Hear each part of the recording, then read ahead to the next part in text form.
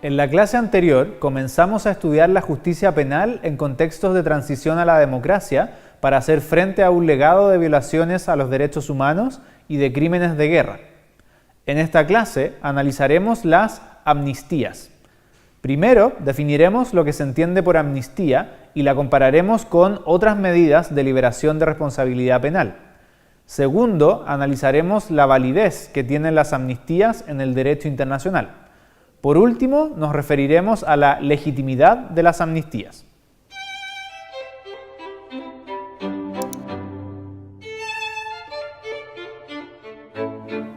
Amnistía proviene del griego amnestía, que significa olvido. Las amnistías son medidas jurídicas cuyo objetivo es impedir el enjuiciamiento penal de determinadas conductas, amnistía propia, o también eliminar retrospectivamente la responsabilidad penal ya establecida por un delito, amnistía impropia.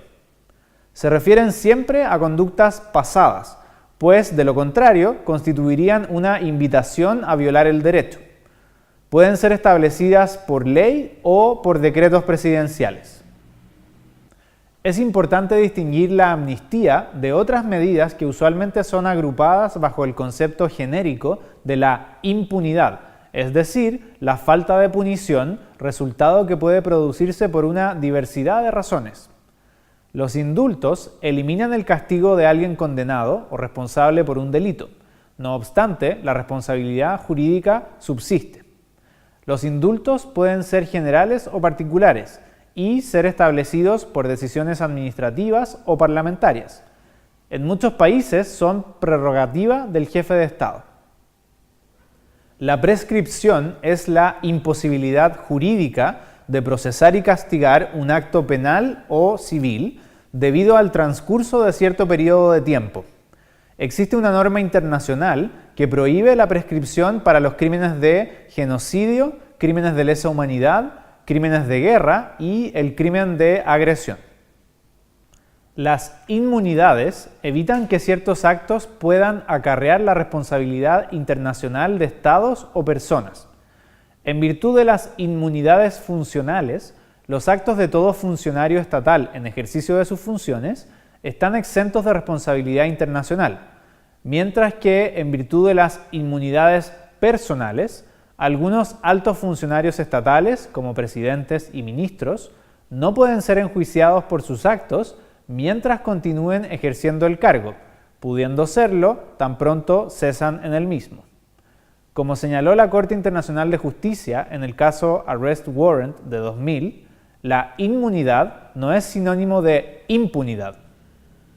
Todavía más, los sistemas penales del mundo incluyen las instituciones de las causales de justificación que eximen de responsabilidad penal, por ejemplo, la legítima defensa o el estado de necesidad, así como la distinción entre diversos grados de culpabilidad y ciertas circunstancias atenuantes de las penas, tales como haber actuado en obediencia de órdenes, lo que antes de los juicios de Nuremberg era considerado como una eximente de responsabilidad. Los persecutores públicos también a menudo gozan de la facultad de no iniciar acciones penales cuando no creen que redundará en interés de la justicia.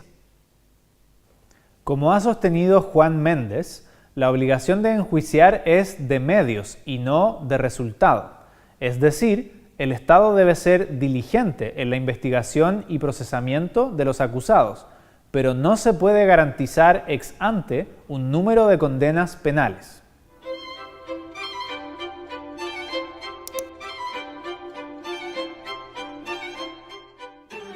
De acuerdo a un informe preparado por el Alto Comisionado de las Naciones Unidas para los Derechos Humanos en 2009, no están permitidas por el derecho internacional todas aquellas amnistías que impidan el enjuiciamiento de genocidio, crímenes de lesa humanidad, crímenes de guerra y otras violaciones graves de derechos humanos, como la tortura, las ejecuciones sumarias, la esclavitud y la discriminación racial, así como tampoco aquellas amnistías que impidan el derecho de las víctimas a un recurso efectivo y una reparación y que obstaculicen la revelación de la verdad. Lo anterior se desprende de la Convención contra el Genocidio de 1948, que establece que los estados se comprometen a prevenir y a sancionar este delito. Tratándose de crímenes de lesa humanidad, en la medida que afecten derechos protegidos en el Pacto Internacional de Derechos Civiles y Políticos, el Comité de Derechos Humanos sostuvo en su Observación General 31 que los estados deben velar porque los responsables sean sometidos a la justicia. Según la Convención contra la Tortura de 1984, este delito debe ser castigado con penas acordes a su gravedad. En cuanto a los crímenes de guerra, si bien el Protocolo Adicional 2 a los Convenios de Ginebra de 1949 señala que, a la cesación de las hostilidades, las autoridades en el poder procurarán conceder la amnistía más amplia posible a las personas que hayan tomado parte en el conflicto armado o que se encuentren privadas de libertad en razón de este, el Comité Internacional de la Cruz Roja ha interpretado que esta norma no autoriza amnistías para crímenes de guerra, sino tan solo promueve gestos de reconciliación y beneficia a combatientes que no gozan del estatus de prisioneros de guerra. La Corte Interamericana de Derechos Humanos resolvió en Barrios Altos versus Perú en 2001 que son inadmisibles las disposiciones de amnistía, las disposiciones de prescripción y el establecimiento de excluyentes de responsabilidad que pretendan impedir la investigación y sanción de los responsables de las violaciones graves de derechos humanos. La misma Corte reiteró este criterio a propósito de la autoamnistía decretada por la dictadura militar de Chile en 1978, en Almonacid versus Chile de 2006, señalando como contrario a la buena fe internacional el invocar disposiciones de derecho interno para incumplir tratados internacionales. Asimismo, de acuerdo al principio de complementariedad contenido en el Estatuto de Roma, que crea la Corte Penal Internacional, una causa se declarará admisible ante dicho tribunal si el Estado donde se cometió el delito no está dispuesto a enjuiciarlo.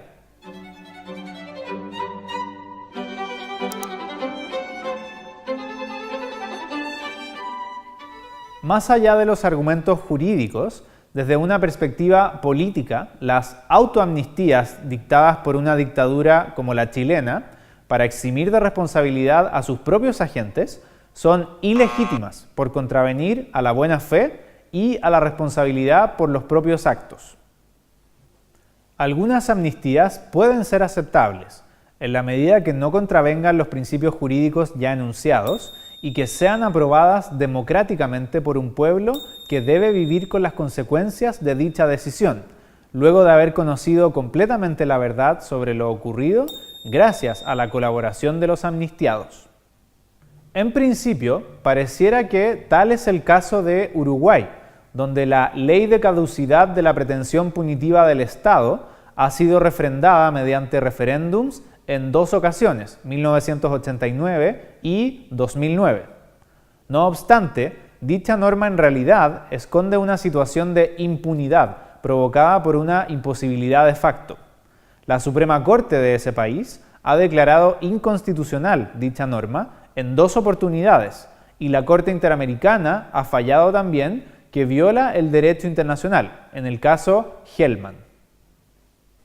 Otra fórmula, propuesta por el expresidente de Chile, Patricio Aylwin, consiste en llevar a cabo la investigación y determinación de responsabilidad de todos los delitos, pero sin aplicar en último término la pena. Por último, es importante tener presente que la inamnistiabilidad e imprescriptibilidad de crímenes atroces no son incompatibles con medidas de humanidad o clemencia para casos de presos de avanzada edad o con enfermedades terminales. Como sostuvo Amnistía Internacional cuando solicitó medidas de clemencia para Rudolf Hess, el número 3 de la jerarquía de la Alemania nazi, él puede ser un monstruo, nosotros no. Gracias por ver esta clase. Por favor, visiten Mohawk Chile y quedan invitados a ver nuestra siguiente lección.